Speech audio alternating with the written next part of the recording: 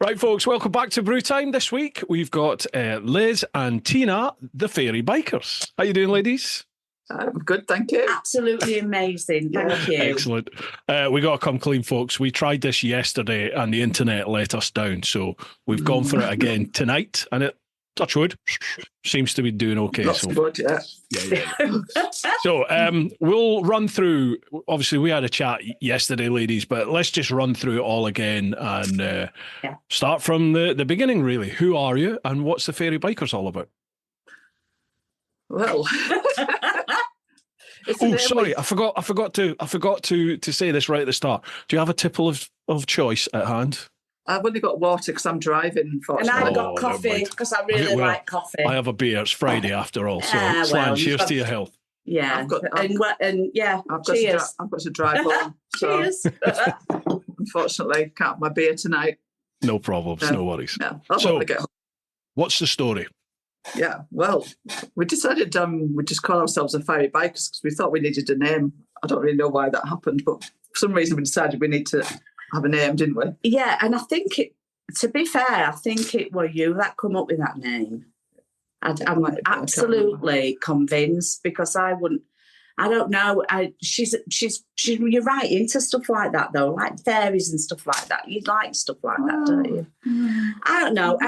I've no idea. All I can think about is Liz picked that name because it's quite a long time ago now since we picked that name. It is a long time ago, to be fair. 10, 11 years ago since we did that. Is it 10 or 11 years you've been together as the Fairy Bikers? Yes. Yeah. Wow. Yes. When was it you did, we'll get to it eventually, but when was it you did the trip? 2015. Yes. Oh, okay. Wow. So that's a while ago. It's almost 10 years ago now, isn't it? It is. Yes. Yeah. Yes. Yeah. We didn't do the book till a few years later. Well, a couple of years ago, really. Yeah, we finished it 2 years ago. So what took you on the path then to do this trip? And then we'll cover the trip itself. Okay. Well, we did a couple of trips to the TT, which everything kind of went wrong, really. So it seems to be everywhere we go, we seem to have some sort of trail of disaster behind us. And we just thought it'd be quite funny to, I thought it'd be quite funny to put all that in when we did do the book.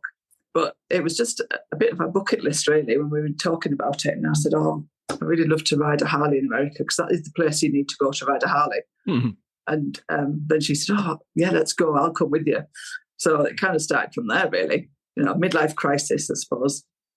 Yeah. Yeah. And there was a charity connection as well, wasn't there? Is that right? There was, yeah. Not at first, there wasn't. Mm-hmm. Not when we first booked it. It was I think we booked it about 18 months, 2 years in advance. Yeah. And during that time is when Tina's mum got diagnosed with breast cancer. So that is why we decided we'd do that, because it was kind of a bit of therapy for her, and it just kind of helped, really. We felt like we were doing something. Mm-hmm. So that's when we started raising money for it as well, and decided to get sponsored for it. Mm-hmm. Yeah.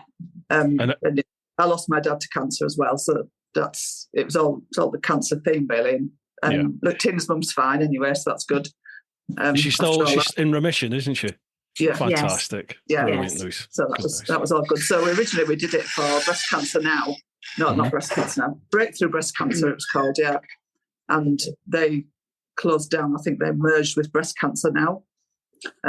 We approached them when we did the book because we wanted to donate a percentage of the sales money to the charity. But they weren't really particularly helpful, and they wanted us to guarantee minimum donations, which we couldn't do. No. So we didn't know how much. Yeah. I know, it's quite odd that, because, they're so big, I think, and they wanted a contract, and it was they wanted legal people involved in it. It all got a bit out of hand, really. So, and I don't get that when it's to do with, what are we going to do? We want to give to something. So, we did a bit of research. We found the Pink Ribbon Foundation, which is a grant-making trust for people to help people with breast cancer. So I rang the lady up, Lisa, who runs it, and explained the situation to her, and she says, we'll have it, anything. We'll have anything. If it's a fiver, we'll have it. We're grateful for anything. So I thought, right, that's great. We'll run with that then. Brilliant. So that's kind of what we do. Anything that we sell, we give some to them. And we've also got bits of merchandise as well that we do. If we have a stand somewhere, sometimes we have a stall somewhere, don't we? We do some book signing, we sell bits and pieces as well. Yeah, that's what I did as well. Yeah, just as you make profit, you just skim off the top and give that percentage to the charities. Yeah, definitely. Yeah. There's actually a question I said to you yesterday that I put it out to my clan over on Patreon. And people have the opportunity to leave questions, and I had a quick scout through them yesterday actually, and there is somebody asking about charities and the efficacy of big charities, so that'll be interesting for us to cover, I think, with your experience you had with the big one, but we'll cover that later once we've had a little chat. So what got you into biking? What got you into doing your trips to the TT? And like, what's the story? Like, how long's biking been in your blood? Well, since I was about 18, and I had a bike myself, but I didn't have it. I had it about a year, then it blew up. Something happened to it, it blew up. I couldn't afford another one, so then it was kind of put on hold until I had kids and they grew up, and then I thought, right, I'm going to do it now. They kind of thought it was a bit weird and I've gone a bit strange, but it was about 20 years ago now I passed my test, so I did that. And the best thing I ever did, actually. And then Tina was a bit behind me because she got... Yeah. You're a bit later on, weren't you? Yeah, I was... I only passed my test in around about 20... I want to say 2010, 11... 12 or something like that. Round about that. Only way I could properly tell you is by looking at me, It's somewhere on that time. It is, yeah. Yes. But, first of all, it were kind of with me, it was Sunday, this woman I used to knock around with first. And I won't say a name on here, because you never know how people react to that. We kind of, she, but I used to go around with her, and that's when I were on my little 125. Yeah. But I did used to go around with Liz as well. And sometimes we'd go around, a few of us, wouldn't we? Yeah. But we did go to the TT, and that didn't pan out right well, did it? I mean, yeah, it was 4 girls together. I think it was just too many, really. Yeah. I'm going to say in your book, I've read the book, your description of the TT, I listened to it and I thought, that's nothing like my experience when I've gone to the TT. There's been none of that when I went. Oh my goodness. Honestly, it was there's times when the second one was more interesting, wasn't it? The second one was more interesting, but I'll tell you what, the first one, there were times when I could have got really violent, honestly. But the second one, that was really interesting. Yeah. We did the Midnight Escape. When we did the Midnight Escape, the 5 o'clock in the morning one. Yeah. Say no more, folks. Just read the book. Yeah. So this trip then, the trip itself, what was it? We booked this trip. We'd seen this trip booked with Eagle Riders. We thought, we've never been to America before. We've never even ridden Harleys or anything. We'll go with an organised trip the first time we do it and see what's what and everything. So we booked that with Eagle Riders. It was 9 days. And then we decided we'd book on like about a week before and about a week after and make like 3 weeks, about 3 weeks of it we went. Yeah. So, and then it kind of just got out of hand where we booked extra thing, we booked this, we booked that and everything else. So the Eagle Riders trip started in Vegas. Yeah. And we went to the Harley shop in Vegas and we picked up bikes. We'd never ridden Harleys before, so that was, we just put, that's your bike sort of thing. That's your bike, get on it and ride it, which was quite, I was on a Fat Boy, which was quite tricky at first because there's a few different knobs and things everywhere that there wasn't on my bike. And you had a Sportster, didn't you? Yeah, I love that Sportster. It was amazing. It was short. So it was in a bike to have, actually. It's the only bike I could reach the floor with because I'm only like 5 foot and a fag paper. So like literally that's the only one. So I didn't have really an option. However, I've got to say, there was one part where we were coming down this hill and it was really bendy, but as I got to the bottom, it was straightened out. And I just took my hands off the steering wheel. And I wish somebody must have took a picture of that because I stood up on my bike and I'd literally went down, stood up on the, wow. It was like Valentino Rossi. the balance of that bike was so amazing. You could have done tap dance on the seat and it would have just kept going. Honestly, it's so good. Bikes, but they were amazing. I must admit. Then we went from there. They took us through. We went through Death Valley, mm-hmm. and which was cold, by the way. We were heading for Mammoth Lakes, which was going to be quite a long day, I think. Anyway, and then we couldn't go there. We got about 3/4 of the way there, and they stopped us all and they said, "Right, we can't go there because of the snow." So this is in May. Yeah, in May. So we had to do eyebrows in it. So we had to do a detour to a place called Bakersfield, which seemed to be even further. We didn't get there till like 10 or 11 o'clock at night. So I don't really know how far it was, and I've not really looked at the map actually to see how far it was, but it just seemed like a really long day. Anyway, then from there, where did we go from there? We went towards San Francisco. Yeah, we did. We were making us way to San Francisco. Yeah. Mm-hmm. We had to make sure that was en route because there's a particular thing that I wanted to go. I wanted to go and see the Rocky Sea. I'd gone all that way and there were no way I wasn't going to see that rock. And also we wanted to go over the Golden Gate. Bridge as well. Yeah. So the rock, you mean Alcatraz? Is that what you mean? Oh yeah. Got you. So then we went up. Yeah, we went on the Golden Gate Bridge. We had a couple of nights there. Then we went over the Golden Gate Bridge twice because it wasn't on our route. So we went over it and then we had to come back on it just to go over it. And then we went down the coast. We went Highway 101. Somebody broke down. Somebody broke down. Yeah, as well. Somebody broke down. Within the group? Yeah. Somebody broke down. Well, it happens, doesn't it? Long time. Yeah, it happens. And then we went down the coast, Highway 101, went down there. Wow. Heading towards LA. Yeah. Through Malibu. Amazing. It was. The trip was amazing. But there were times, I remember, when we were coming out of Vegas and we'd gone through Death Valley and, it was raining. We had to stop and put our waterproofs on. Absolutely bounding down. The wind. And the wind, it was absolutely horrendous. But I was behind Liz and I just kept looking at her and I was wet through outside. I was bawling inside. I was actually bawling with tears. And I'm going, when I get off this bike, I'm going to murder you. And I'm looking at poor Liz. She didn't have a cat. She didn't know what I was saying. She was in front of me and I'm going to kill you. You know? But it's like life on tour. You can't guarantee anything. It's like just like normal life, isn't it? Really, you never know what's around that next corner. You never know what's going to greet you when you open the curtains in the morning. You can't guarantee any of it. We've just had it on my tours where in July we're out taking a tour and it was freezing cold. It was I think it got down to like 9 degrees at one point, and then over in that was up in the north, so it was all around lakes, Northumberland, into a little bit of the borders. Yeah, it was all up your neck of the woods.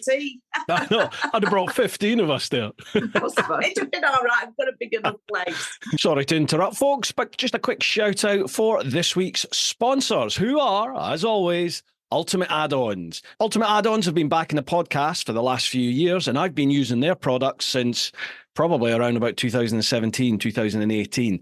They specialise in phone holders, so both the mounts that attach to your bike and the protective cases that your phone goes in. Now, these cases are shockproof, they're dustproof, they're the perfect things to put your phone in whilst you're on the bike, and even if you do have a mishap, your phone is nicely protected inside that case. You can still use the phone, you can still use the touchscreen, you can even still use the cameras. They do a wide selection of mounts. I use the ratchet strap, which is actually in their cycle section, but you can pick any one you like for your particular bike or a generic one. It's up to you. Ultimate Add-ons are also doing a number of other accessories, things like action camera mounts. They're also now doing heated grips. They do things like a balaclava, USB, USB-C, power adapters, lots of different things. Head to their website, check out the products, and if you use the code TeapotOne with the number 10, TeapotOne10, then you will get 10% off. A massive thanks to Ultimate Add-ons for all your support.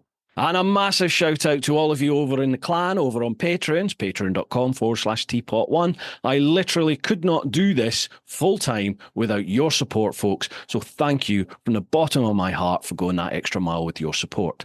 You're also the backbone of the Brewtime podcast with all your questions. So keep them coming and we'll go from strength to strength. And then the month before, we were out in the Pyrenees. So we were, we were right up the top of some of the Tour de France routes. And again, the fog was so thick, you could hardly see your front wheel.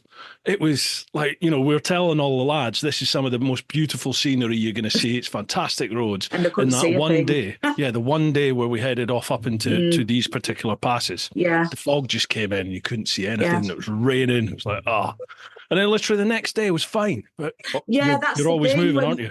That when we went when we went through Death Valley, for instance, it's the hottest place in the world, and like you could literally throw an egg down and a piece of bacon and have your dinner off the floor. That's how hot it is. We were dithered. We were nithered. 4 layers of clothing in Death Valley. And I said to, when he said, shall we move on? And me and I went, we were already up bike when he said that. With his helmets waiting. Do you look back? Do you look back and feel like it was still an adventure? Are you glad that you did it? Definitely. Yeah. Without a doubt. Yeah. I've had a few horrendous points on trips, and I've always said that to the people I'm with. I'm like, one day you'll look back on this and you'll laugh and you'll remember what an adventure it actually was. Not right now, but later on you will, Yeah, it was very tiring because obviously we weren't really used to being on the bikes all day, and then you didn't have a lot of time at night really, and then you have to be up early and be ready, and everybody ready to leave by 8 o'clock. And that's where I come a bit of a cropper because she can't. You don't do schedules, do you? No, I'm just not a timekeeper at all. If you say, oh, we're going to sit down to dinner at 8, expect me at past, because that, I'm just free and easy, and I just go with the flow. But I was on a case all the time because look, we're the only 2 girls riding bikes. We cannot be the last ones sauntering out to the bikes. We just can't let the side down. So it was always the blokes that were last. We were never last. We were never last. She were on me like always on my case, and so she literally dragging me out of the room. Come on, get on that bike, we've got to be. And it was the men. They were that tall guy. I think you were maybe from there was some from Italy and Sweden. The Swedish guy. Yeah. He was always late. Yeah, which is good for us. So if you're listening, sort your timekeeping out. Liz, you must have just been filled with anxiety that entire trip. Yeah, that's a bit. Yeah, you're just cracking the whip constantly. Come on, let's go. Yeah, even when we walked around San Francisco, I think we did something at 25,000 steps in one day. Yeah. She was just whinging the whole way around. She took her shoes off in the end. And it's interesting.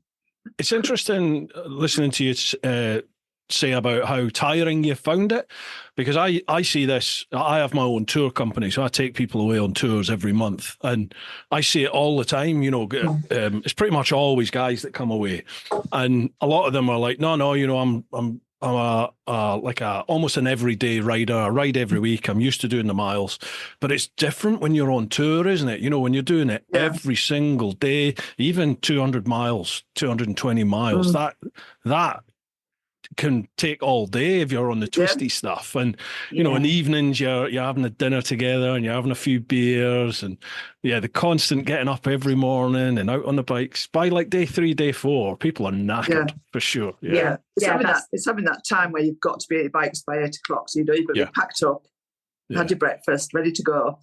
And whereas if you're doing it yourself, we'd probably go about 9 or something, a bit more relaxed. But it was 8 o'clock's a little bit antisocial, isn't it? We do 9 o'clock, and even then I'm like 9:30 maybe. No, he was really strict when he was kind of strict. Yeah, it's a bit of and you stopped for a break. Tyrant. You stopped for a break, and it was like, come on. everyone just sat down with something, you know. Yeah. It was constantly like that. We get off it, like, you imagine we get off into a village, you know, out there, and there might only be maybe three places to eat, and a load of people, not just people who are actually there who are on holiday, but we get off at our bikes and we all pull in. So you can imagine these guys are cooking like mad to try and give us a food. By the time, I think one time we got us food and they were off. We had to take it with us. We had to take it with us, literally. Had to take it with us and eat some as we were walking, eat towards us back and then throw it away and get on the bike. Yeah. Well, they had 15 bikes. It was 15 bikes, and they had a leader and they had a backup guy who went to the back with he had a van. He put all the cases in, and he had a spare bike on the back as well on a trailer. So there was quite a lot of people, and there's a few people who were doubled up on the bikes, weren't there? There was a few couples. Yeah. We were the only girls actually riding. There was a couple of other girls, but they were like on the back. So there was probably 20 people altogether to try and get served in somewhere. Yeah. And then you have like 20 minutes stop or something, and then it's like, come on, and we're like, what? Yeah. Going back to the TT now, I've just got to tell you this little story. Going back to the TT, we were obviously on bikes, me and Liz, and you know, we're getting on there,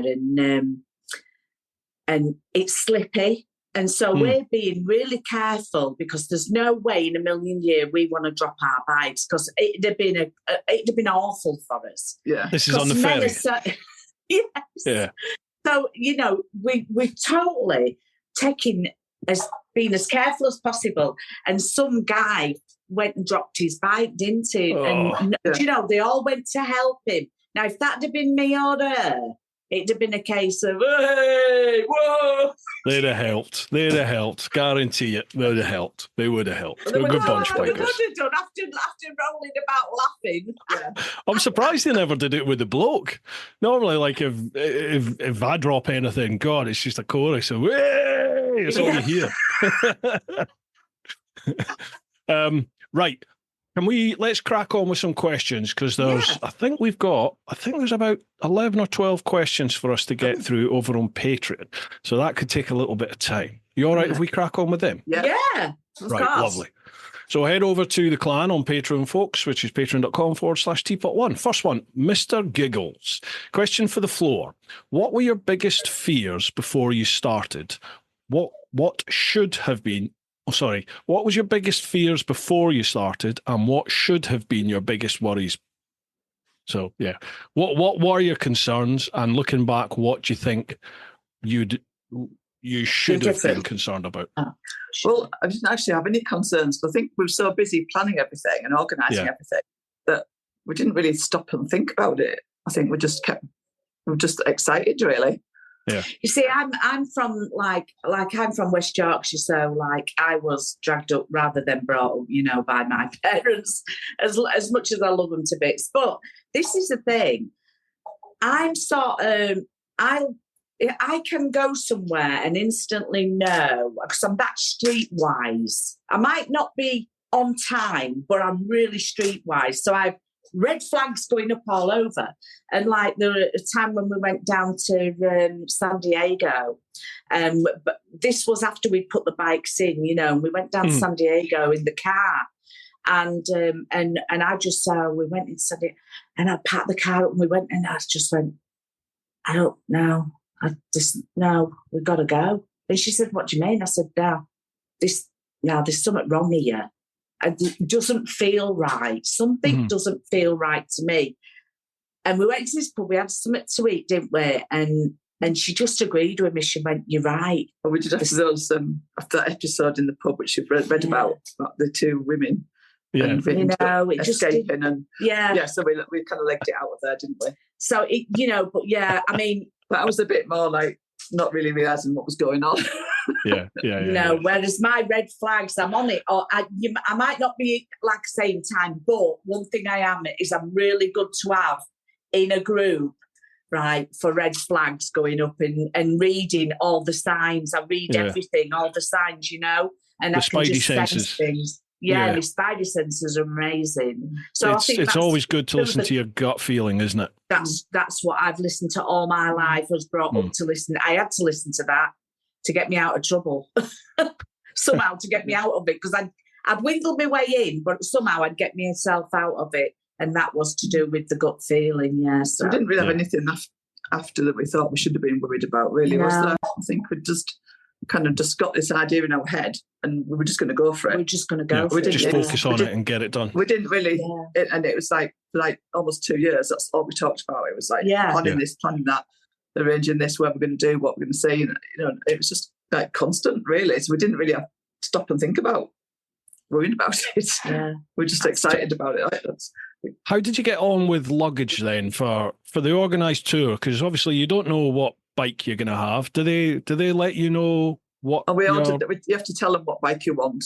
Okay. In advance, and they try and give you the bike you want. Yeah, we have to do. So that's why we went to the Harley shop and sat on the few, because we didn't know what we wanted. The guy when we went to the Harley shop at Leeds.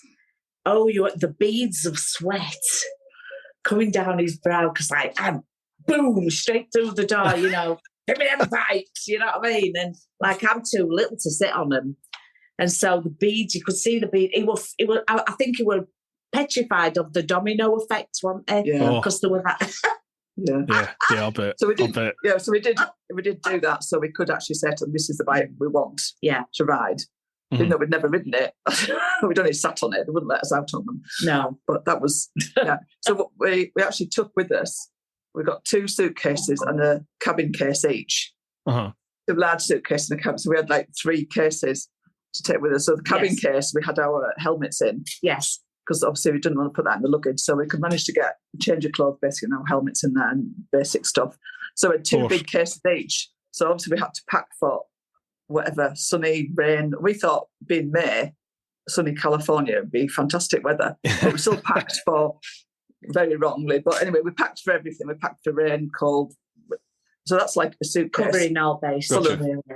You've got your boots, you've got your gloves, everything like that. That is a suitcase full. And then another suitcase of your own clothes. So we took them on the flight, which was fine. We flew with Virgin Atlantic.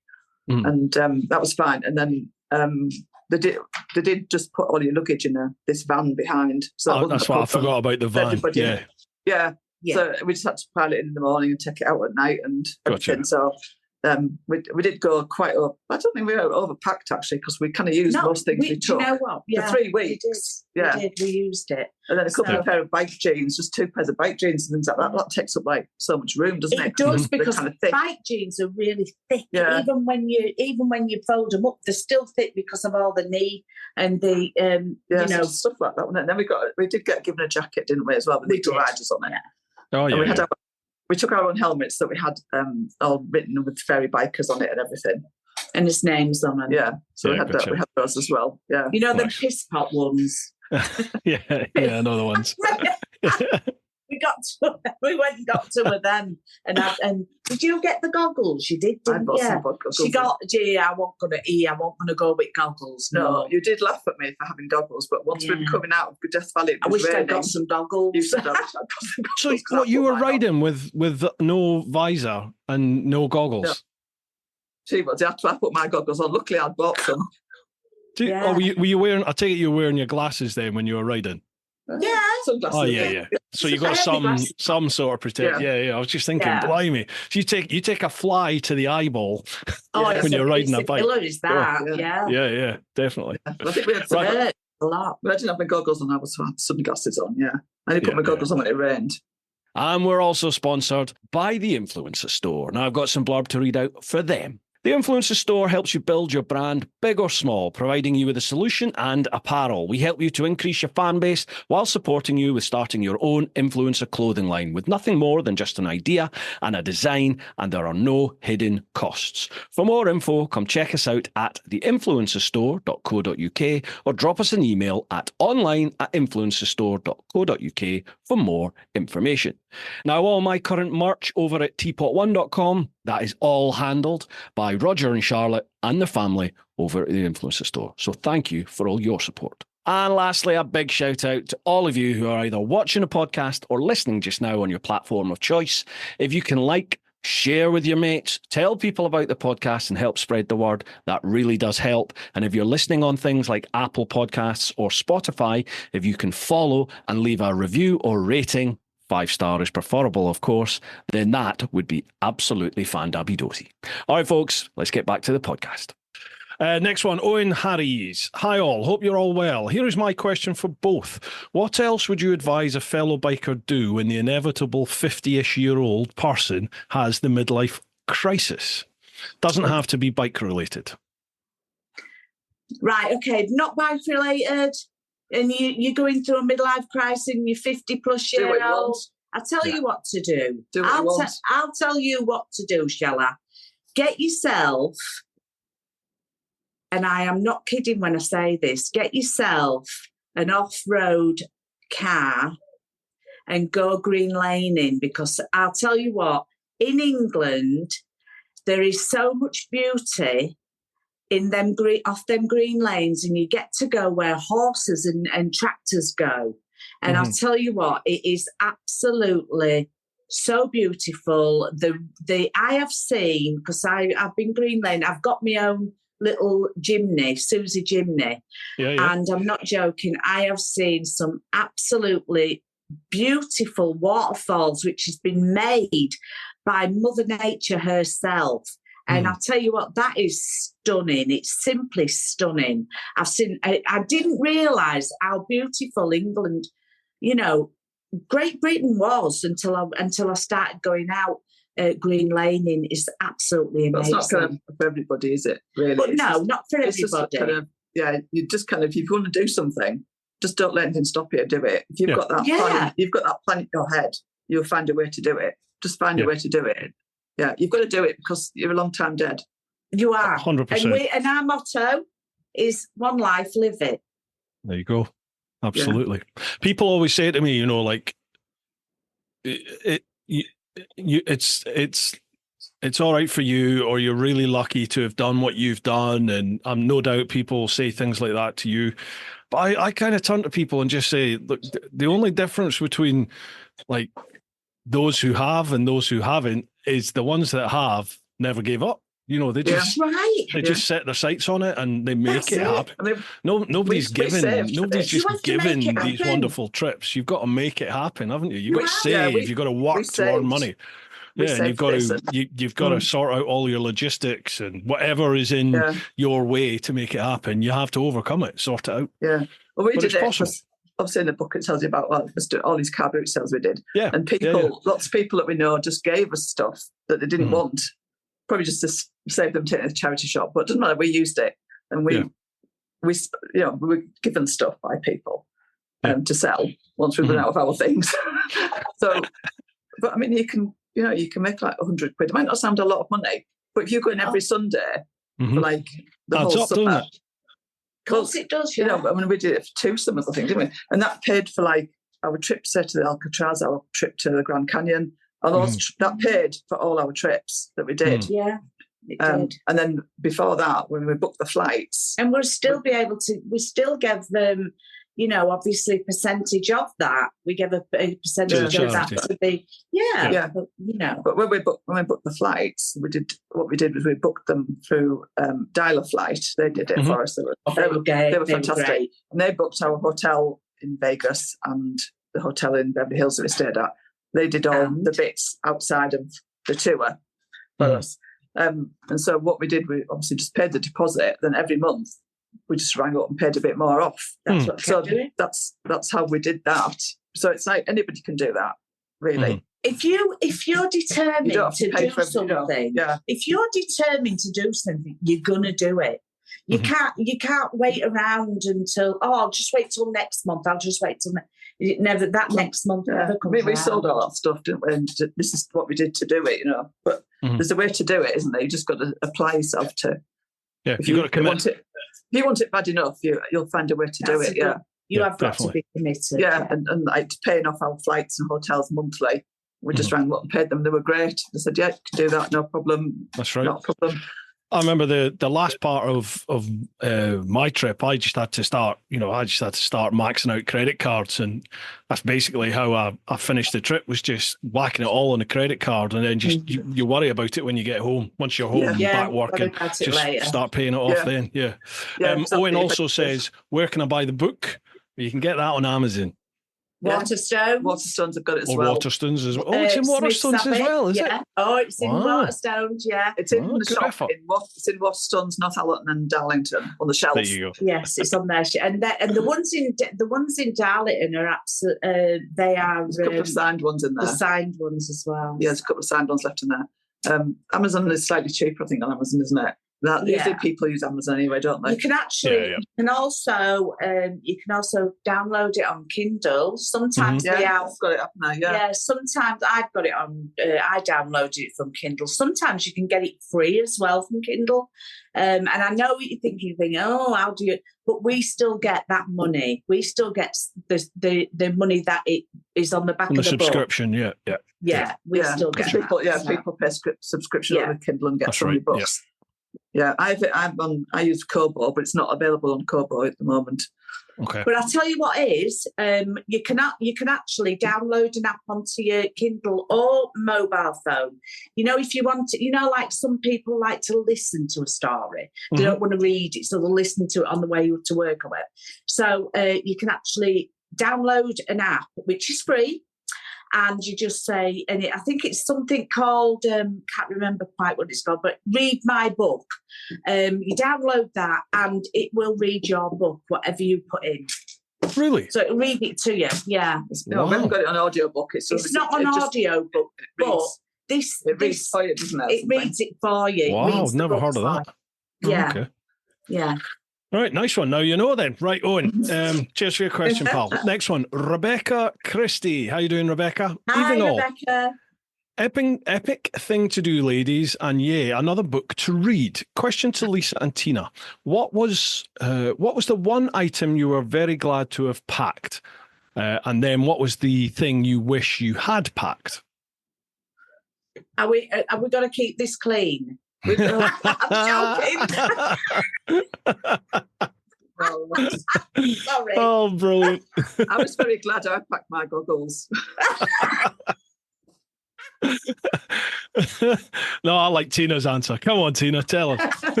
Oh gosh. Okay. I mean, what do you think? I don't think we missed anything because I did. Yes, I did. I did a packing list. You're very thorough. A little bit organised. You're very thorough. I did a little bit organised. I did a proper packing list on everything we need to take. I gave her the copy of the list and actually came down and supervised her to pack to make sure she didn't miss anything out. So we actually didn't. I don't think we actually forgot anything. Wow. Because we were that. Because it was that organised. Yeah, it sounds it. Rebecca says, so go on. I don't know who it could have been that were organising this. I think we know. We had so long to think about it. Yeah. There was I just kept adding things to the list as I thought of things and things like that. Yeah, the goggles was, I think, the one that I'm really glad I took. It's a little thing. Rebecca says, question to all. Which is the ugliest, the new 1300 GS Adventure or Harley Pan America 1250? Personally, I think the new GSA looks like the GS and the Pan America had a love child.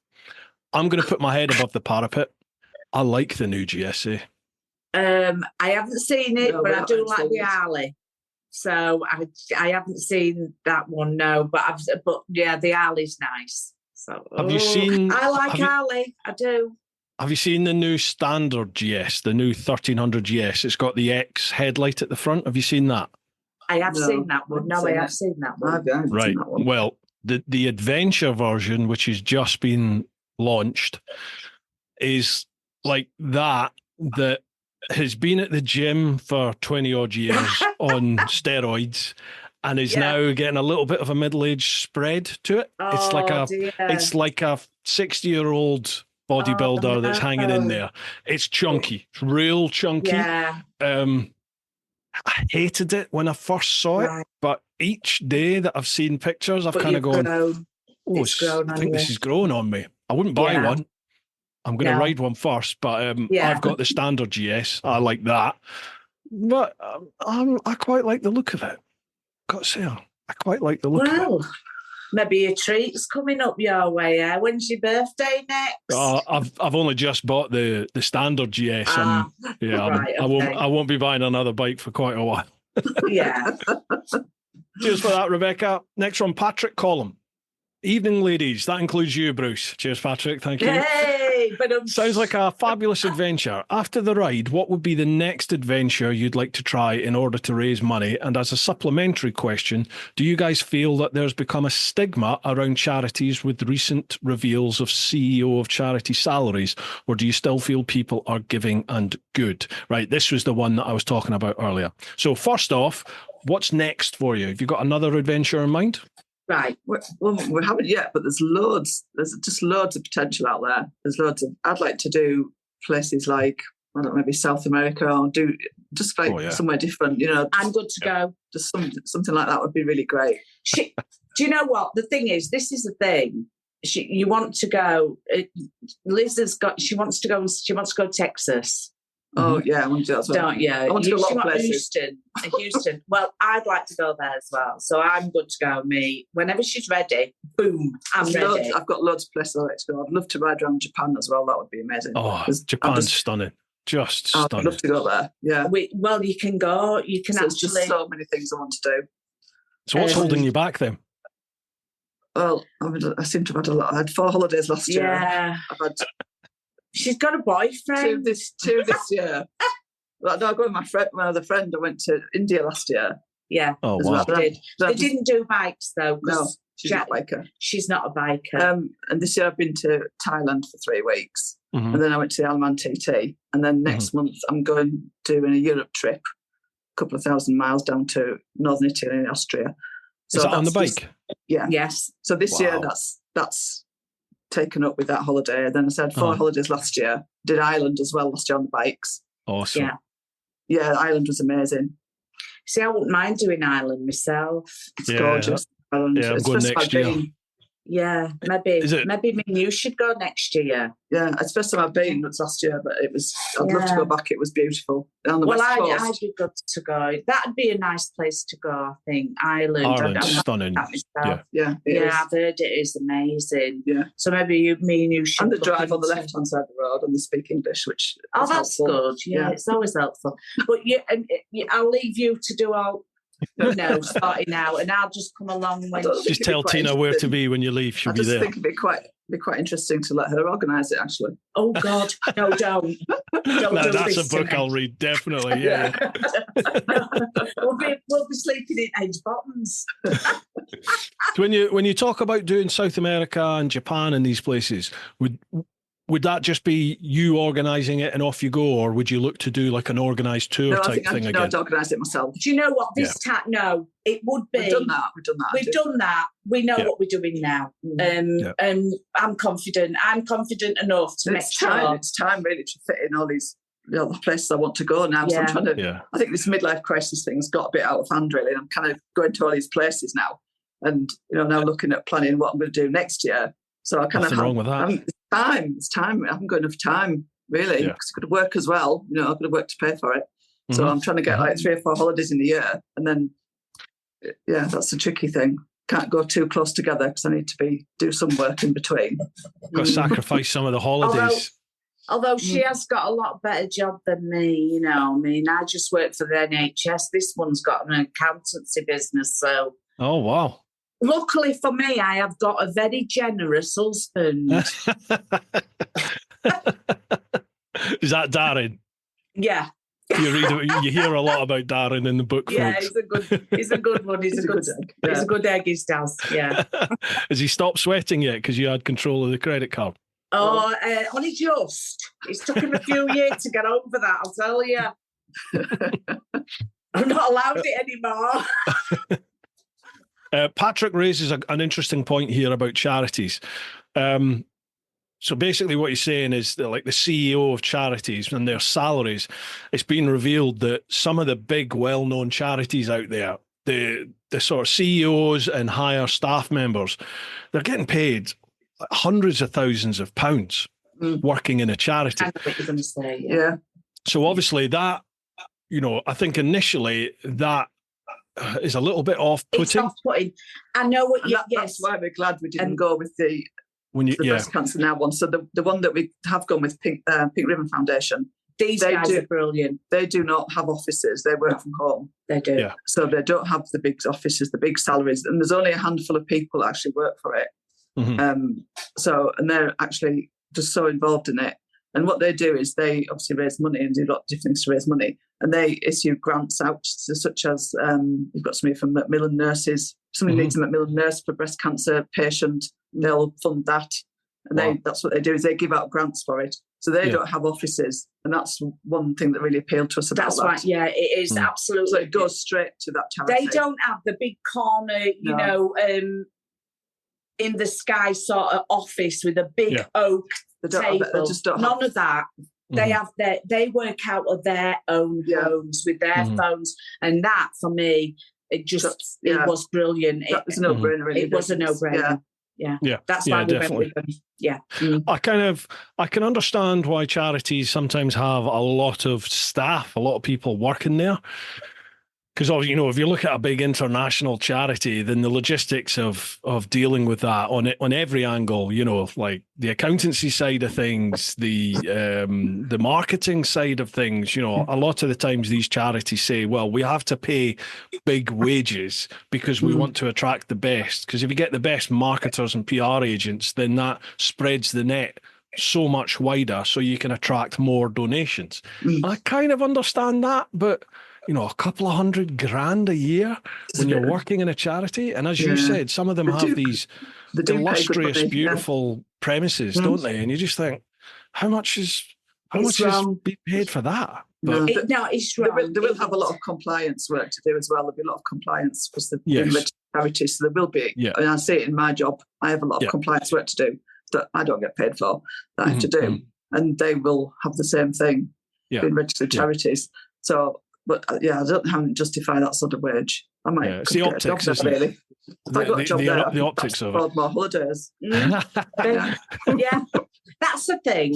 Actually, you know what? And this is what amazing. I used to volunteer. I'm not going to say the obviously the charity, but I used to volunteer out of this shop, and they got the shop for like half price to rent, or something like that.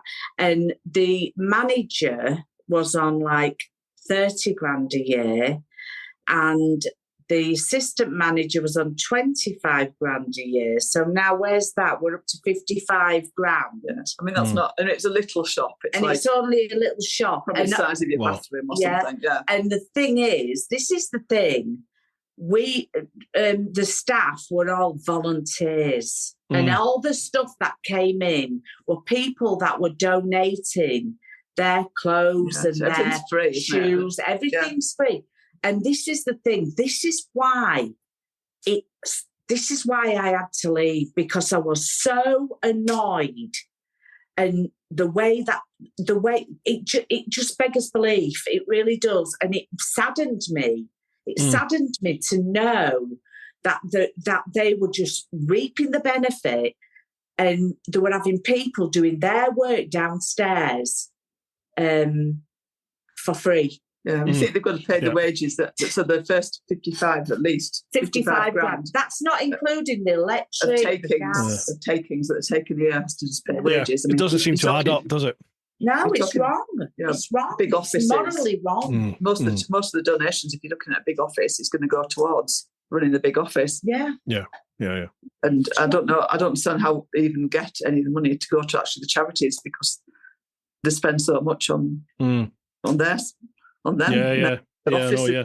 Yeah. My wife volunteers for a local charity. Well, it's up in Watford, actually, is where she used to live. And they're all volunteers there, and nobody takes a salary from that. And it's a local thing for like local homeless. And it's like a Christian charity that's up there, so it's for the local church, that sort of stuff. She sees how much this charity brings in. I mean, it's an insane amount of money it generates just purely from donations from people. So you imagine what a big charity's generated, what sort of turnover they're looking at. It must be huge on some of these big ones. Crazy. But anyway, let's not get into the politics of that. Yeah. Oh yeah, we stay away from that. Yeah. Next one, Danny Wilson. How you doing, Danny? My missus is terrified of motorcycling. It's nothing to do with me. What inspired you to initially get in the saddle, and what advice would you give to other ladies looking to get into motorcycling, or even just taking the leap into tagging along as a pillion with their partners? I think if you can get them onto the pillion first, if you can find a really nice, safe rider, slowish, if somebody rides slowish and just build it up, really. I think you get on as pillion.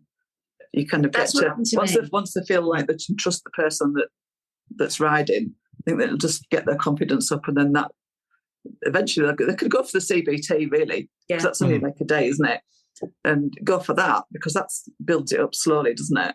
And there's no pass or fail or anything, so there's no pressure. No, there's no pressure. The thing is, though, you've got to be able, you've got to want to do it. Yeah. For instance, I work at the NHS, and they always say, "Oh, here she is! Look, here she comes, the donor."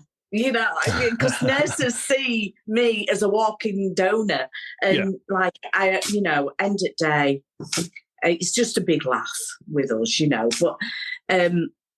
But you've got to really want to do it, and like my husband, I were pillion on back of him for a little while, and then I just said, "Look, I want to ride my own bike," and he went, "Let's get you booked in then for your CBT," and he went and bought me a 125, and off I went, and I went and did my CBT. So that would be confidence built up by being on the back of him. Yes, it was. So that's built that up, and then you get to the point where you think, that's it, I want to do it myself. He's such a good rider, though. He's really good. I mean, nodding off comes to mind. Honestly, it's absolutely so chilled is my husband. He's a great rider, so I suppose. And apparently he said he hates being behind me when I'm on my bike because I don't touch my brakes that often. I read the road and I slow down, just like I do in my car. I don't touch my brakes for some reason. Don't want to buy new brake pads, that's what that is. Yeah, probably. He's probably worried about the bill, Yeah. He'd probably be hiding the credit card. Yeah. Right, I think we've answered Danny's question. We have. We've answered Danny's question. Cheers to that, Danny. Next one's Andy. Evening all, just a couple of questions from me. Fairy bikers, what one thing would you like to see current bikers do to encourage more women taking up and being part of the biker community? Do you know what? I think including them a bit more, really, because they tend to be like kind of gangs of guys going out. And I think as well in the shops as well, there's not a lot of women's gear still. So you're a bit limited. That's true. When you go in the shop, the bike shops. Yeah, you've got like women's section is a little corner. Yeah, so, that's quite true. It's very men oriented. It is men oriented, at the moment. But I mean, do you know still, what? Yeah. It feels the total opposite down here. It feels you go into bike shops and they're all promoting women's kit. Now, and at all events, they're promoting women. Are you down Wales or something? I'm in the southeast. I'm in Kent. Oh, in Kent, right? Okay. Well, we've got what they call a bike shop down there in Kent. Well, that we went to. Yeah. Oakley's in Maidstone. We went to. We've got. Oakley's in Maidstone? Oakley's in Maidstone. No, I don't know Oakley's. No, J&S I've used. No, it wasn't J&S. Go to Oakley's. They're amazing. We've been there a couple of times now, haven't we? We did some book signing down there when they had an event. And they have got ladies' gear in there. They're geared up towards ladies. Most of them have now. Yeah, they've done really well. Yeah. I went to a bike shop this morning. And it had. I was looking for some women's gear just while I was waiting for my bike to be serviced, and it had. I would say maybe a dozen pair of jeans or something. That was about it. Yeah. Well, I'll give him a plug here. My mate Sam, he's got Conqueror's Motorcycle Apparel, based down in Hastings. Well, they're a big stockist of Moto Girl and loads of other stuff. Like half the shop is kit for women, for sure. Yeah, a lot of them are starting to stock Motor Girl stuff. But if you go into such as in Leeds, there's J&S and there's sports bike shop next door to each other in Leeds. Mm-hmm. And you go into J&S and there's ladies section. You've got to kind of go right to the back of the shop. Yeah. And there's kind of a little area. It's with a section there. Yeah, it's a massive room.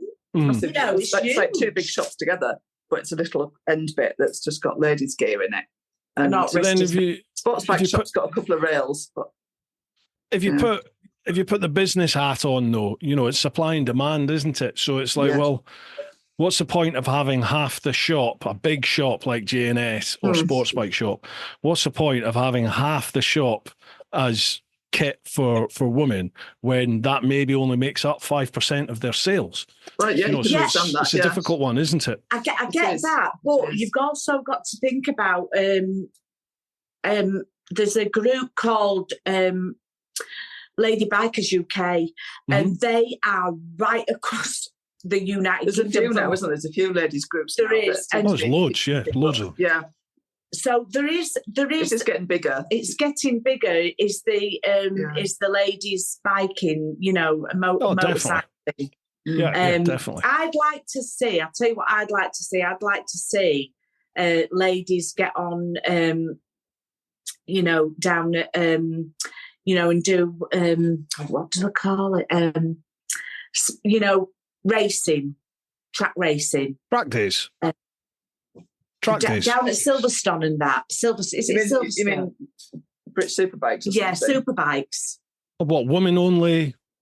No. Races? I'd like, not women only. I mean, yeah, why not? Why not women only? So it'd be one. It'd be, no, I'd like to see that, and I'd like to see... there is some at the TT that do it. Yeah. Yeah, there's female racers all over the option. Yeah, there is. I kind of think biking's all inclusive. Like I don't care what people look like. I don't care what sex people are. I don't care what religion people have. I don't care. Just if you're a biker, that's it. Enjoy riding the bike, and it irks me when you get. Well, you don't get any men only track days. You don't get any men only this and men only that. Sometimes it is only men only just because of the very nature of it. But there's loads of women only track days out there and women only events. There's loads of them now. Yeah, shed loads of them now. There's just not a lot near us. Is there not? No. Right. Yeah, maybe we're spoilt down here then. And I'm on the socials a lot, social media. So, you know, I follow a lot of people like username Kate. Have you heard of username Kate? No. She's probably, I would say, the biggest female sort of motorcycle influencer in the UK, I would say, at the moment.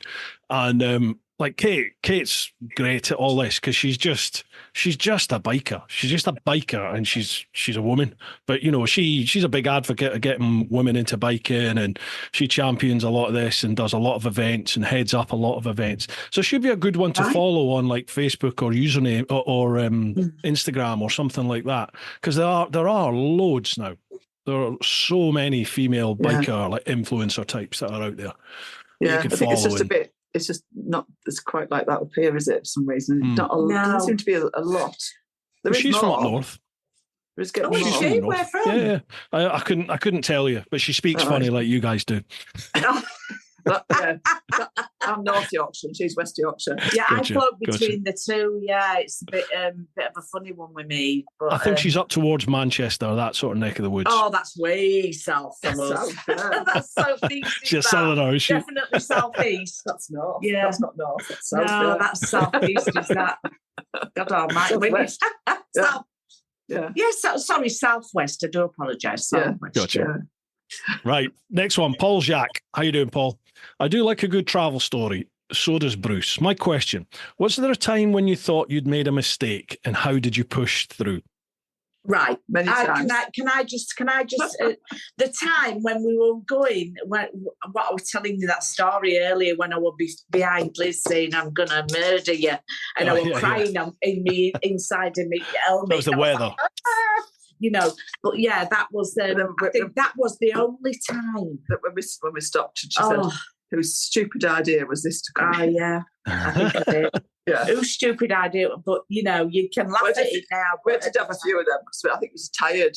Because we were tired. It's just 9 days every. Well, we had 2 nights. We had 1 day off in that 9 days, so we had like 4 days riding, 4 days riding. The day off in the middle, didn't we? Which it wasn't really a lot, but it seemed a lot because we weren't used to it. Yeah. So I think it was the tiredness kind of set in, and then it was. I think we had a few times we were like, God, what we're doing. So did you not? Did you not like do a lot of riding before you went then? Were you not used to doing a couple of 100 a day? Well, no, we didn't do that many, did we, really? I think we probably didn't prepare for it that way, really, did we? No, we didn't actually. But we didn't go. I mean, now I'll probably go to Scotland for the day and do, think nothing, do a 300-mile round trip to Scotland and back and things like that for the day. But then we didn't really, I don't think we'd really prepared for it that way, did we, when you think about it? We didn't do like long trips out, did we? But it was a completely different bike as well. So yeah. And like I said, it makes a difference when you're doing that every single day. It has like that cumulative effect, physically and mentally. Mentally, you start getting tired, don't you? Because you're concentrating all the time. Oh, yeah, yeah. Yeah. So in those times then when, like you said there, Tina, you were saying like, whose idea was this then? How do you push through that? How do you guys deal with those situations and get through it? You have to, you know why you're there. You've got different ways of handling it, really, haven't you? We handled it differently. Yeah, we did. I handled it just because... You used to cry. Yeah. I'm a bit of a cry. So you cried a few times. Yeah. Crying's good. Let it out. Yeah. And I just kind of probably more sulked, probably just sit quietly, getting the book out because I'm a big reader, so I'm like, book out. Yeah. And just bury yourself into a book. I'll just sort of sit down, put my thumb in my mouth and cry for a bit. And then I'm like, I'm back, I'm here, I'm back. It's all right, Liz, I'm all right. And I think also, at one bit, I was really upset because I think I'm missing Darren, wasn't I? I miss Darren, a little bit, and only that much. He's actually here. He's here. He's at the other side of the camera looking. They all know about you, Darren. Oh, God, yeah. Patience of a saint, Darren. Patience of a saint. But I was missing Darren, and but I mean, you pull yourself together, and you've got a job to do. It's like it's like having a job. It's like you've got to get up the next morning and do it again. You've got to do it, and then you forget about it as well. You get on and you get enjoying it because it's nice scenery, and you get to see all this beautiful. Yeah, you forget about it. You got to remember why you're there, eh? Yeah, of course you have. Yeah. And a lot of and also you've got to remember a lot of time, effort, money and everything's gone into this. Absolutely. So trust me, you soon get motivated. You can't just throw your teddy out and say that and some off home. Yeah. You can't do that like that. Yeah, exactly. Cheers for that one, Paul. Next one, Kurt Frary. How you doing, Kurt? This does highlight the question again. How do we encourage more? It's another one. How do we encourage more women to get into biking? And then when they are interested, how do we ensure they are not put off? My own wife went for motorcycle training and gave up after sharing it was the worst experience she'd ever had due to the way it was delivered. All male orientated, patronising and chauvinistic. Not good, is it? No, she's had a bad start to it. I wonder if anybody does that. It's like women that do the training, CBT training. There must be somewhere, isn't there? There must be, that it's women teaching women. So should probably feel more confident in doing something like that. Yeah, because then I think also women have a little bit, such as me, if she were coming out with me, I'd have total sympathy. I could sympathise with her because I know it's not easy. When you get to a certain time in life, and the older you get, everything seems to feel like it's getting harder to take in, you know? I mean, like, you got to think I was quite on when I first went and passed my tests, and Liz was as well. We weren't young, we weren't 18-year-old. So like, and it all seems to be like it feels like it takes longer, but it's same with everything you do. So if you want to take up crochet, it'll take you longer to learn how to do it. If it was that easy, everybody would be doing it. Of course they would. It's not. But I'm one of these that you've got to persevere. I failed my test the first time, and I went home and I said, I don't want to do it anymore. I don't want to do it, and I got upset, and I was like, I'd say I'm not doing it anymore. I can't do it again. And that's what I would and my trainer was like, come on, you talked me around really. I would tell you about me. And again, I'm so glad I did because I passed the second time. You had a really positive experience then, Liz, with your training side of things. Yeah, I think, Kurt, the main thing to take from that is, you just, if your wife isn't feeling comfortable and she's not happy with the style of teaching that she's getting, then you need to address that. Speak with the school and say to them, look, this is how we're feeling. And if they're worth their salt, they'll either adapt their style of training or have somebody different that could take over as an instructor. I think or you just vote with your feet, differently, won't they? go elsewhere. Yeah. Maybe just contact a school, tell them the situation, tell them that your wife, the experience she's had previously, and then go to the school to meet the people, the instructors, and see if you get on. Maybe have a one-to-one with somebody. Yeah. Do it one-to-one basis. I went with a guy called Brian Robinson, they called him, and he lives actually in Beedale, where I live now. And, I didn't live here then. I lived in Northallerton, but I went out one-to-one with him. And he was amazing. I'll tell you what, though, if I did something wrong and we stopped, he would kick my butt from here to the, and back again. But, he was absolutely brilliant.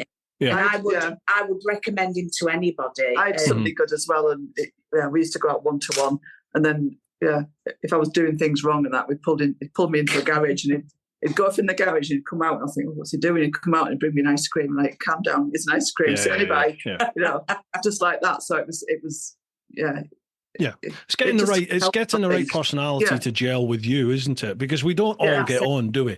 And we all handle stress differently, and it's just a question of finding the yin for your yang. Just you've got to find the right person for you. I mean, ideally with me, is I need somebody. That's why me and Liz got, because I need somebody that takes that. You have to take over me. You have to do that. I'm like a naughty school kid. So like, you have to kick my backside when I do something wrong. Because if you don't, I'll just go and do it again, and I'll do it again. And, so that's why it's best for me. It's no good coming up to me and go, oh, Tina, here's an ice cream. Because I'll go, sod that, I'm going to do it wrong again. I'll get another ice cream. So, so it's best to just get into me. And everybody's different, aren't they? The guy that me was like, it's like a nice one-to-one approach, and I think I dropped it. But it wouldn't work for me. I dropped it once, and it was like, came back, help me. Like, don't worry about it, just get on. And it's like nothing was a drama, nothing was a problem. It was just really calm and patient. And I think that's what you need. Yeah, definitely, absolutely. You just got to pick the right person. Really, I think that's the tricky bit. If she gets the right tutor, she'll be aware with it. She will. She will. Yeah. But I would encourage her if she's feeling, and I mean, like we've just been saying, haven't we? You've got to be patient and that. But I think ideally, I would encourage her to maybe look for a female to help her, because females know how it is to feel like they do. So I could respond. I could easily say, I went there, I was there, I did that, and you know what? I still got there in the end. You just got to persevere. It's a big achievement, isn't it? It's a massive achievement when you get to our age. Yeah, it's huge. Mm-hmm. It's the biggest thing that I think, do you know what? I'm going to say something now. I've got to say that the biggest achievement out of passing my tests, both of them, is to pass my bike. without a doubt. Yeah. And I did I think it was harder. I did my car test years ago, but the thing is, my biggest achievement was to pass my bike test, because I have never felt so high in my life. And you want it really badly. That sense of freedom, bad. isn't it? It's the unknown that's in front of you. You feel like you've got a golden ticket. Anything can happen now. Let's do it. Yeah, that's it. You can just do anything. Yeah, you feel like a bit invincible. You can do anything. You can go anywhere. That's it. The world's your oyster, isn't it? Right. Well, don't give up, Kurt. Speak with your missus. Keep going, Kirk. Yeah, keep looking around. Get to speak with lots of different schools till she finds the one that she's comfortable with, and then both. Yes, job definitely. Done. Yeah. Right. Louise Worsfold. How you doing, Lou? Evening Hi, all. Louise. Firstly, Rebecca is wrong. The Pan America is not ugly. Mine is beautiful, especially compared to the GSA. Anyway, a fantastic charity to raise money for. What was the most awkward moment during your trip, and how much mansplaining did you encounter about riding the Harleys? Well, what's the most awkward encounter? Well, we had a few of them, really, didn't we? We did, didn't we? I think probably the San Diego one was a little bit tricky. Which was that? Was that with the ladies in the bar? Yeah, I think that was probably a bit of a tricky one. Do you want to go into that? Go on, then. Yes, you go on, Liz. Yeah, you tell them. Yeah, but a few tricky ones. She really tells it, though. We had a few tricky ones, really. Yeah, we do. Yeah. We have. I could go on. I mean, the chasing us down, with the drug cartel. Oh my God! Yeah, I mean, it was a bit. I think we had a lot. We had a lot of. It seems to follow you guys. Yeah. No, I tell you what it is. No, it's me. Right, it follows me. Trouble follows. There's somebody actually put on Amazon, when they read the book, they went, "That's Tina to a T." So somebody out there knows, because of what me in the book, that they obviously know me. But we've had some great reviews on that book, haven't we? But a lot of people know me through that book. So like I say, they just straight away they're saying, "That's definitely you," and it's because I have this surge of bad luck running through my veins. I thought it was blood, but it isn't. It's called bad luck. And everywhere I go, there's trouble. So poor Liz, she has to put up with it, you see. There's loads of tricky things, wasn't there, really, that happened? How can you pick it's one? It's a hard one to pick, is that. It is. I think The Great Escape was actually quite a good one. The Great Escape at TT. Oh, that from the TT. Yeah, give us some detail on that. Oh, gosh almighty. That was tricky. Basically, obviously we decided we go to the TT. Tina had got, you got 3 or 4 tickets, hadn't you? You got 3 or 4 tickets. I'd got mine separately, but she had the people that she was going to go with didn't want to go anymore. So anyway, she put them up for sale, sold them to her friend's wife, and she sold the other one to her friend, who was a male. So there's going to be 3 girls and 1 guy going. And we didn't realise until we got there that they were... when we say, when you mates, right, these were mates with benefits, these jokers. I didn't know. Yeah. But I tell you what, they're not still with their respective partners, are they? Right, so it's all out now. Right, okay. Oh, it's all out now. Yeah, it's all out now. But what it was is, when we first got there, obviously when we got there, we'd sent our tent on. We couriered it out there. Out. It was in the office, but we got there just after 10 o'clock when the office was closed. Too late to get it, so we had to sleep in their tent. So we could see it through the window in the office, but we couldn't have it. So we didn't have this is the thing, though. They took a tent each, so we thought, we didn't think nothing of it.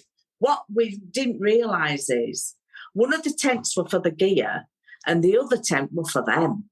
But what they did was they said that we could sleep in the other half of the tent. It was one of those had a bedroom at each end. Yeah, but it was quite a small tent, but it was cosy, wasn't it? You get 2 people in, but it was cosy. Yeah. So they were at one end and we were at the other end. Because I said, so I put my earplugs in, went to sleep. So I said to one of them, I said, listen, if we're in there, where are you going to sleep? Oh, I'll get in with him. And I thought, all right, I mean, I've slept with blokes before, different sleeping bags. I'll keep any next to anybody, yeah?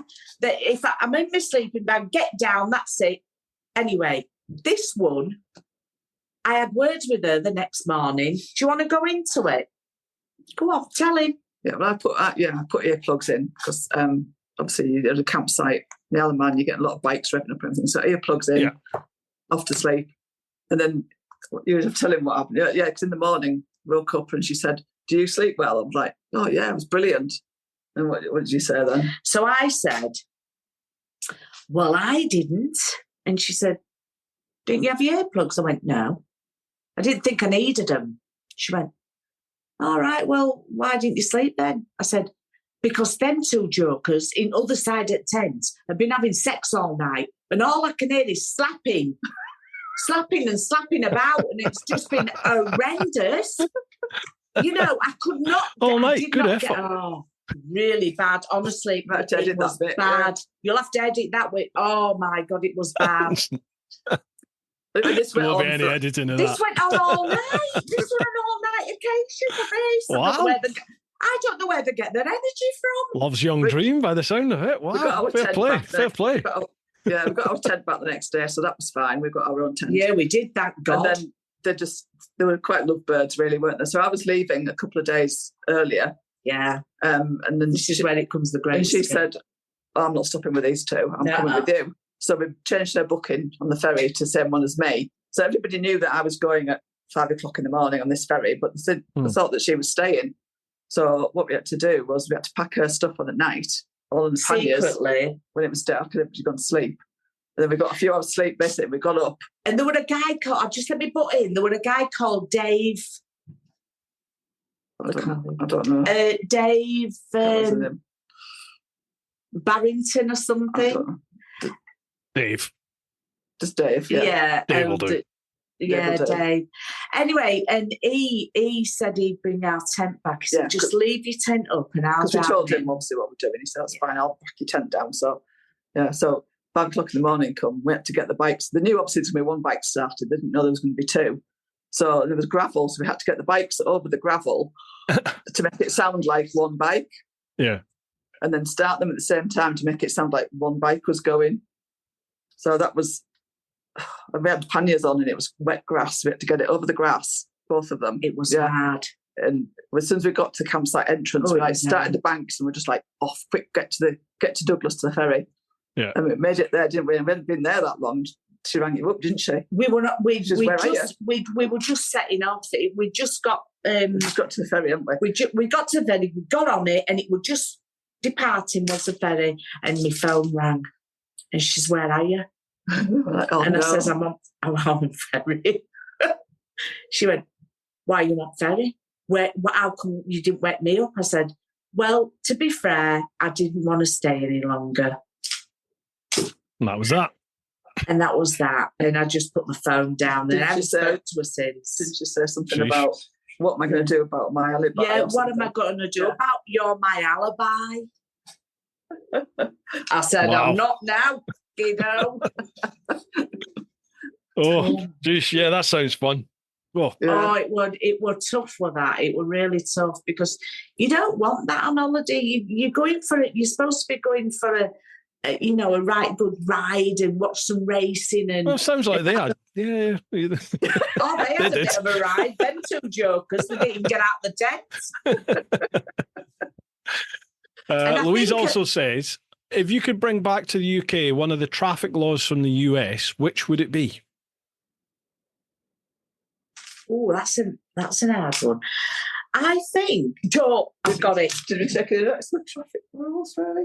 We didn't really know what we're doing. We just kind of went. Just following. 50 mile. I tell you what, do you know what? 50 mile an hour. Bring it on.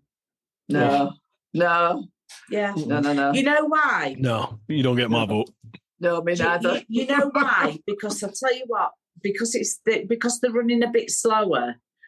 The more aware of what it, mind you, then again, having said that, there's a lot more traffic over there, so maybe I'm wrong.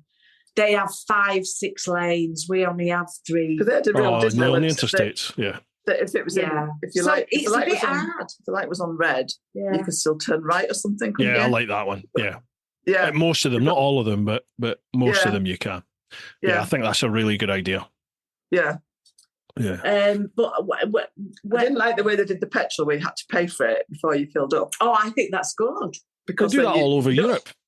Yeah, they do now, don't they? Mm-hmm. If you, because you don't know how much you want to put in. Then if you haven't put enough in, you have to go back in and add a bit more, and then come back out and put a bit more in.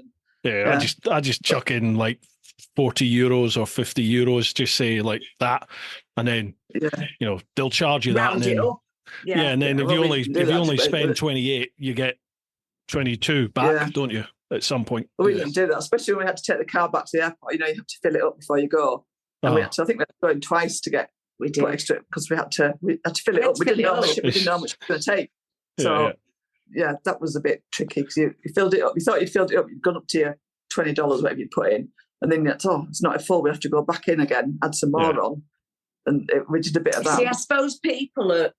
But we're not the cars. Their cars. They can read by where the petrol is, how much.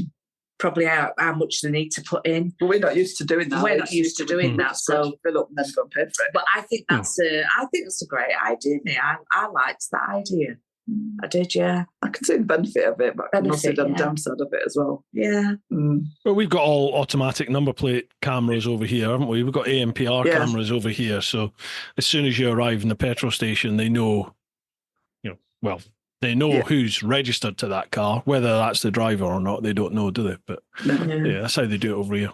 Anyway, Debbie Clegg. Hey, Liz, Tina and Bruce. Hi, question regarding the charity you support.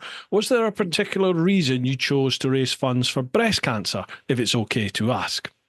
We covered that earlier, didn't we? Sure. That was your mum. Yeah, we've covered that, and it was because of my mum, obviously, and Liz lost her father to cancer. Yeah, it's all the same thing, isn't it? At the end of the day, sadly, it's touched so many of us now. I think it's 1 in 2. They say now, isn't it? I think it's touched everybody somewhere, hasn't it? Yeah, absolutely. Yeah. I lost my mum to cancer as well. Many years ago. It's horrible disease. Yeah. Yeah, it is. It is. Yeah. I don't think you realise how horrible it is until, either yourself or someone you hold dear has been affected by it. Yeah. It's a horrible, horrible thing to go through. Next question to all. Sorry, go on. Oh, I was just saying that we was really lucky that my mum the caught us in time, and as little as she's like 4'10", and and she just said when he said, "Well, I'm sorry, Mrs. Gill, but you've got breast cancer," and she went and she stood up, and she just looked at him and she said, so doctor, what are you going to do about it? He went, "Mrs. Gill, I tell you now, you're gonna survive this," and she did. Because I think it's that as well. You've got to have that positivity, and fight. You've got to have it. I think the strength of mind has a lot to do with it. I remember my mum fought it for 10 years, and then I remember my mum saying to me at one point, she just looked at me and she said, "I'm so tired. I think I've had enough now." And she passed away literally about 3 months later, I think 2 or 3 months. And it was like the fight had all gone. Yeah, it's like the fight had gone. And she was just like, "I'm done now." It does eventually. It really does. Yeah. I mean, the chances that my mum, obviously she had a breast off, and then she had all her lymph nodes out as well because it infected them. Same, yeah. But there is quite a chance that it could come back to my mum. They usually when it wakes up, it's quite bad because once it's awoke, it's awoke. Aggressive, isn't it? Yeah. It comes back second time more aggressive. Yeah. So, but we do keep an eye on her. But at the time that we, at this particular time, it's not actually the cancer that we're worried about with my mum now. It's more heart. So, yeah. So the drugs and that they give you, I think, probably affect your heart and that, don't they, as well? And they affect other things, don't they? Yeah. So she's having a few problems down that road now. With her, she's already had, I think, 3 or 4 mini strokes. So, yeah. like we say, you never know, do you? You never know. No, You've just got to make you the don't. most One of the life, time live that we've it. got. One 100%. life, live it. Just got to go for it. Yeah. Debbie also says, next questions to all. Can you remember a summer this bad weather-wise in your lifetime? It's been a weird summer so far, isn't it? I mean, it's 29 degrees out there still right now. It's like 38 in my office at the moment. It's insane. I think it was quite wet last year, wasn't it? I didn't seem to remember getting too much biking last year because it was just seemed to be quite wet. Last year. Yeah, it just seems whenever I go away on tour. Me. I can't remember what happened yesterday. Oh, I'm terrible. I'm really terrible. I've had I played rugby a lot in my younger days, and I've had a lot of concussions. And like in the last 10 years or so, God, my memory's horrendous now. So I really struggle to remember, like, short term, long term. Just yeah, I know. Way too many bangs on the head. I know. Yeah, I think last year. It seems to be every time, everywhere I go on tour, it just seems to rain. It's like, it's not even funny anymore. It's just like, wherever I go on a bike, it'll rain. So, give it up. It's last year actually in Scotland as well. And it was actually the only time I think I've been to Scotland and it's not rained. Wow. When was that? September. Might have been early September. Wow. Yeah. Even I'm shocked. Yeah. Why, September? Wow. Do you know September is a good time in Scotland? Genuinely. I went to Ireland in June and we were going for 2 weeks and we ended up being there about 9 days and the torrential rains just came and thunderstorms, so we headed back. And then, so we came back early from that, but you can't do anything about that, can you? But yeah, the first time I've been in Scotland, no rain. I was surprised. Wow. Plenty of midges though, but no rain. Oh, I don't like horrendous, aren't they? You know, I don't like. That's the reason why I'm not keen on Scotland, because last time I went, I came back and you couldn't put a pin where the midges had been. Yeah. They'd eaten me to death, and I just said, I don't like it. I don't want to come in. Thing, but I love Scotland. I'd go there all the time. If the weather was better, I'd just love it. Yeah. She would live there, wouldn't you? Without doubt. I love Scotland, yeah. Every time I take groups up there on tours, it just blows me away every time. I'm just, you forget how good it is. You know, when you're there, you're like, oh my God, this is insane. And then once you've left, you think to yourself, nah, it can't be that good. It can't be as good as I remember. It is though, and then you go back again, you're like, oh my God, it is good. Yeah, Jeez. I don't think there's anywhere better in the UK. No, there isn't, definitely not. Last one from Debbie. Pickled onion or beef Monster Munch, if you have to make a choice? Oh, beef Monster. She won't pick beef, she's veggie. It'll have to be pickled onion. Pickled onion, yeah. I'll have the Monster Munch, you can have the pickled onion. I'm anything but a veggie, but I'd go pickled onion too. Like pickled onion Monster Munch. I like the Monster Munch. Onions. I like pickled onions, yeah. But they're smaller these days. Do you remember, as a kid, they were massive bags, Monster Munch. I know. No, you've got it wrong. This is how it is. It's because you were smaller, so it looked bigger. I was this size at like 13. I have been 6'3". Okay, maybe I wasn't 20 stone, but I've been like 17 stone since about the age of 14. I was that size. So like, well, you must have been if you were playing rugby. They need big lads in rugby, don't they? Yeah. I was the scrum at school. Oh well, yeah. Right, last one. John Powell. Evening all. Questions for the female contingent. I don't know your stories and look forward to hearing them. Prior to the America trip, what were the biggest trips you had undertaken? TT. Together, it was just the 2 TT ones we did. Days out as well, but not like... We had days out, but... That's just the TT trips. We did 2 consecutive years, didn't we? Yeah. But had you ever toured Europe or done anything like that beforehand? No. Just straight over to the States? It was just like, boom, let's go. Let's do it. It's the first time we actually toured, I think, on the bike, yeah. Wow. But I mean, like I say... So you've got long past your test, and you couldn't go anywhere before that with your old plates on. Yeah. And, I don't know why I didn't really go touring, really. I don't think I'd had a bike for that long, really. No. Yeah. We got together a really good time in our lives as well, and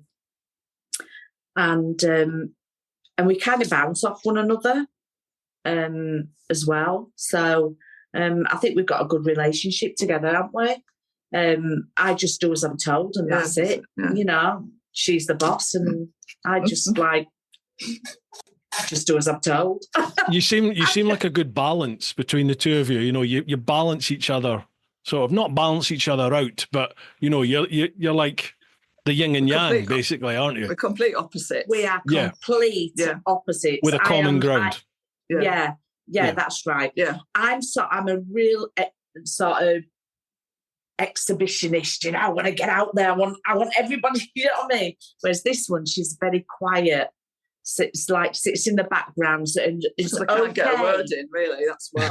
Okay for me to go forward. Yeah. Although we did go on the radio, Leeds Radio last year or something. She did tell me. And I had to tell her on live radio to shut up.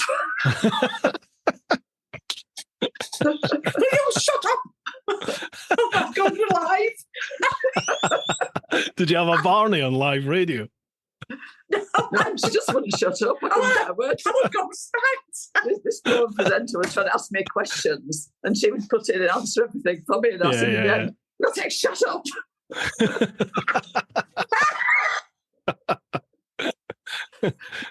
Right, last part of John's question. He says, having spoken to women bikers, they can sometimes find the general attitude of motorcyclists a bit blokish and uninviting. What is the best retort you have given or heard to chauvinistic comments? We could do with a few of them, actually, a few ideas for that myself. Do you know what? The thing is, my dad always used to tell me, he said, you could go into a stag do and just like drink like a bloke, or tuck your skirt in your knickers and fight like a bloke. Or you could go into, you know, a girly pub and look all prim and proper. He said, you've got I kind of waver between the two, me. Do you know what I mean? So wherever I am, I can skin myself up to be a part of that group. Does that make sense? Yeah, you adapt accordingly. Yeah, I'm really very, very adaptable. We could do with a few. So it's with me. I don't have that problem. I really don't. As much as when we say where we guys and they say something, I can just be as. They won't say it again, will they? If you say no, I can beat them. I'll beat them. You know, and I don't mean with an hammer. I mean just by verbally beating them. Yeah, you take them on, confront them. Yeah. And I think I used to be a landlady of a pub, so that's probably where that comes from. Gotcha. You know, because it's always best to throw landlady in if there's a fight breaking out. They all sort of go, oh, and this one in the middle of the Castleford rugby lads back in the, you know, back in the 90s. The rugby league boys. If I went in because they were getting a bit rumpus, I'd say, right. And they'd go, whoa, landlady. Oh, my God, landlady. Quick, back off, you know. Yeah. Is that still as much of a thing, like the chauvinistic attitude towards women in biking? Because the only times I really hear anything not detrimental, what's the word? Like a chauvinistic comment about women in biking, it tends to be from like maybe not even my generation, maybe the one after it. It's older. You know, I'm 47, so it's like it's maybe from that age up. You don't really hear it from the younger crowd. I think the youngsters just seem to be much more accepting now, and it's just, you know, they just seem to be much more accepting and inclusive, I think. I think probably the older ones, when they started biking, there wouldn't really be many lady bikers. Yeah. No, that's probably why. Yeah, there's not used to seeing them. This is the thing. We don't really get derogatory comments. I think it's more like that we think about it like when we're away, and I'm trying to get her going, so we weren't going to be the girls that were going to be last. Yeah, you know, it's more like probably come from us really. Yeah, because you're putting the pressure on yourself. Because I didn't want them to say, "Oh, here come the women back last again," and all the rest of it. So you kind of, I was kind of preempting what they might not have said anything. I don't know, but I was conscious that You were always conscious of it. Yeah. We're not going to let the side down. That's not going to happen to us, sort of things. We don't want to give them an excuse to call us out. Yeah. Right. That's all the questions over on Patreon. There's one more on Instagram. Oh, fast. Have you got time for that? Yeah, go for it. We're loving it. Okay, so pop over to Instagram and Chris from King Bespoke Creations. How do, ladies? My question is, what was the most common reaction to two women crossing America on motorbikes, and was it what you expected? I think we probably got more reactions here when we said to people what we were doing. Yeah. Oh, yeah. Yeah. Very reactive. And they kind of look at you like, are you mad? You're doing what? You seriously? Yeah. Really? At your age, I think we've got a bit more. Don't you think you're a bit old for that? I mean, we're in. Liz is just in her 60s, and I'm coming up to 60. So and this was back in 2015. So we're. They couldn't get their head round that we were going all that way. It was just, I think it was more like they were shocked. There were a lot of attitude. shocked. Yeah, the attitude. Yeah. I don't think people thought we would actually do it. No, they didn't. To be fair, yeah, especially when we said we're going to do a book about it. Yeah, I think that was the kind of right, okay, yeah, I just think we're a bit dismissive, really. Yeah, very dismissive, extremely dismissive, and boy, have they got a shock now, I mean, well, there's a few it's people done, out and here there. it is. 6 weeks, let's face it, it took 6 weeks to get a bite on that and, and get a contract. So, that's not bad at all, I'll tell you what, you've done well to get a publishing deal, because they are like hen's teeth. I've got my book there, and I had to self-publish. There's no publishers taking that one at all. So you've done well to get someone behind it. 6 weeks it took us from putting it out, and we had how many did we put out? About 9. 8 or 9, I think. 8 or 9. But because all the publishers have different criteria of how they want you to send. If you've tried, you know what I mean. Some want a synopsis, some want first 50 pages, some might want one chapter, some might want CVs, they might want all different things, and you've got to do it exactly how they want it. Yeah, it's got to be word for exactly what they want, and then sent them all off.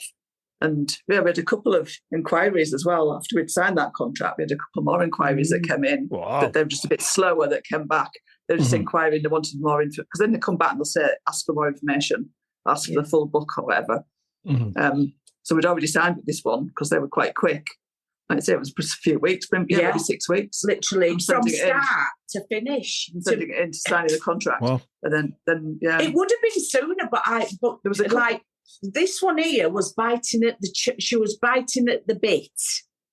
Let's sign. And I'm going, no, let's wait. We should have actually waited a bit longer, because there was a couple more inquiries coming after that were interested. Yeah. So obviously we had to say, no, we've already signed. So it would have been nice to see what they would have come up with, in hindsight.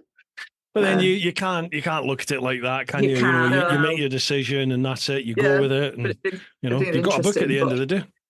Yeah, well, that's it. I mean, they only give you so long to sign as well. They only give the offer's only open on the table for so long, so you can't mess about too long. And obviously, but we're just grateful that we're going to publish it. We're like, oh my God, it was just it was on a high. Oh my God, it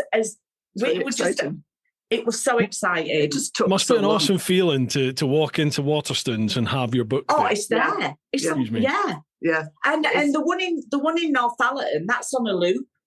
So when the one goes out, one comes in, it's on a loop. And the girl told me that when you get a book on a loop, it's good. That is good. It's really, really good to have it on a loop. Awesome. So right. Well, that's all our questions, ladies. I mean, is there anything you want to promote? Is there anything you want to cover that we've not covered? Well, I would like to invite me and Liz down to go out with you somewhere on the bike, so you can show us around down there. We'll stop for the weekend. I would like to promote that. Wow. Right, you're on. You don't want to come down here. patience. Kent is rubbish. Like the roads down here are terrible. There's so much traffic, potholes everywhere. Apparently, Wales is amazing. Wales is lovely, yeah.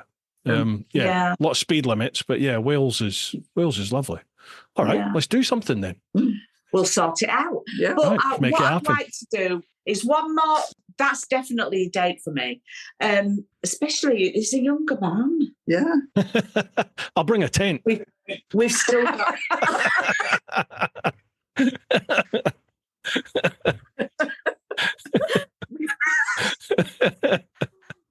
Cut. Oh my God! Yeah, that one brilliant. You were that. Yeah.